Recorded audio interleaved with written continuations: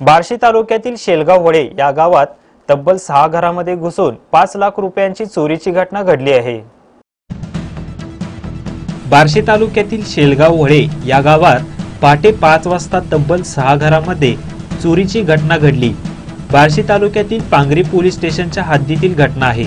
या घटनेमुळे गावात भीतीचे वातावरण निर्माण झाले आहे। ही घटना गावात पहिली घडली आहे।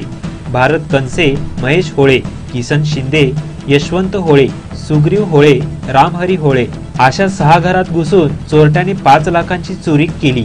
त्यामध्ये रोख रक्कम 1,57,000 रुपये तर 3,37,500 रुपये सोने, एकूण 13.5 तोळे सोने चोरट्याने लंपास केले। पुढील तपास पांगरी पोलीस करीत आहेत।